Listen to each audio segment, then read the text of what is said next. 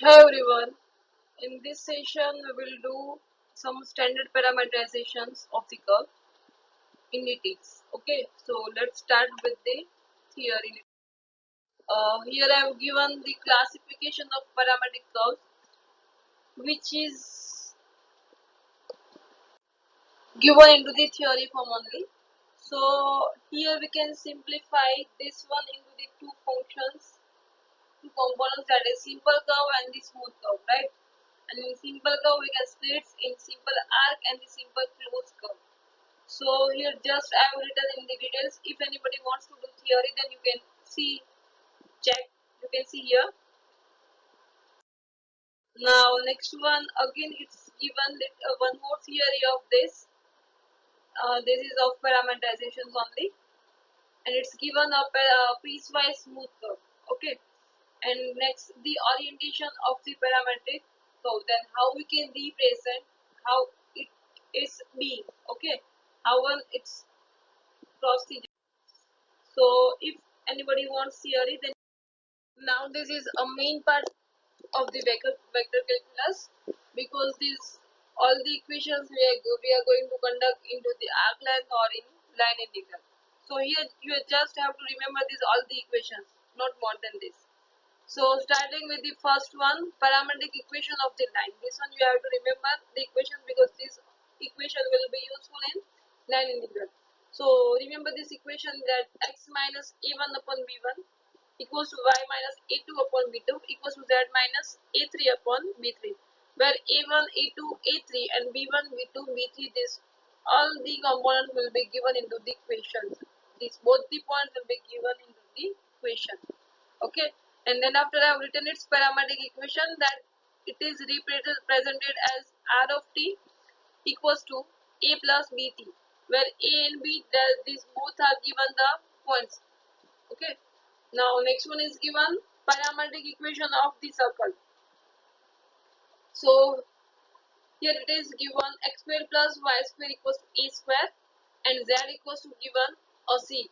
Okay, so you can represent that in the parametric equation like the form r of t equals to a cos t into y plus a sin t into j plus c into the k, because you can see that this one is the equation of the circle, that x square plus y square equals to a square.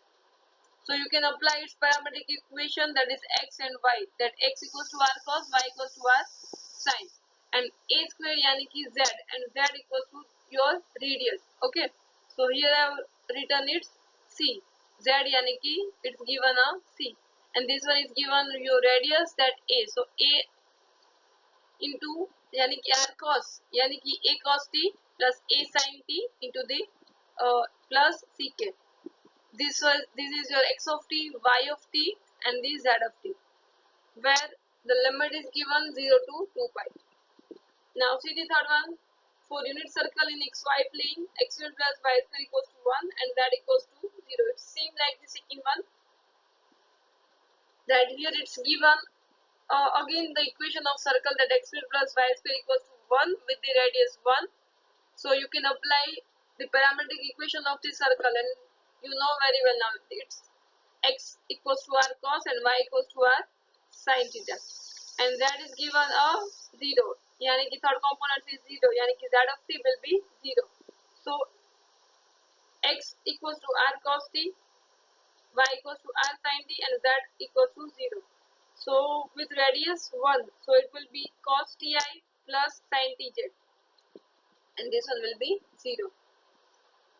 Now last one is given parametric equation of a circular helix, which equation is x square plus y square equals to a square, and z equals to c into the tan inverse y upon x, and its parametric representation is a cos ti plus a sin tj plus c t into the k, where I have written the boundaries, the limitations of c, which actually it's not necessary, because you have to just remember its parametric equation and its this equation.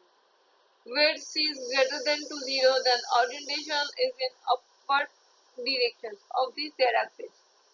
If c equals to 0, then it is a circle. and if c is less than 0, then orientation is in downward direction of the z.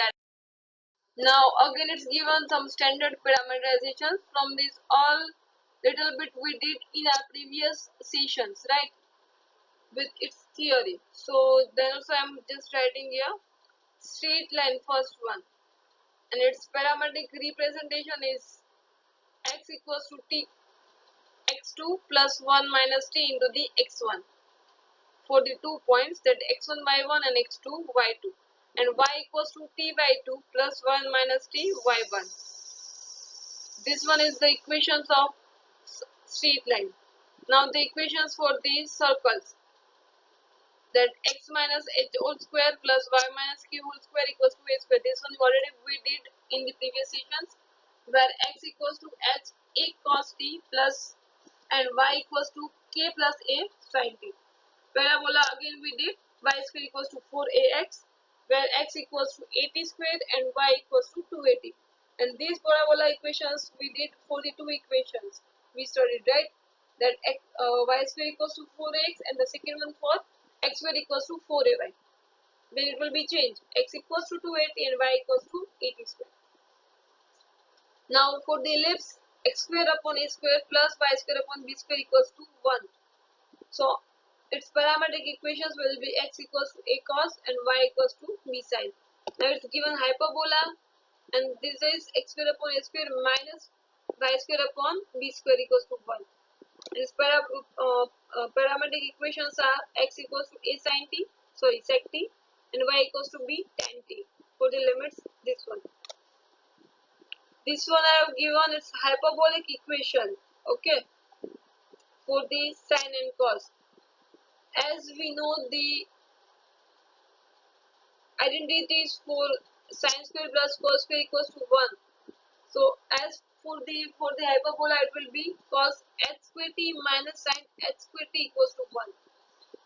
Now for the functions, if it's given any kind of function, then you have to take a supposition, and these examples on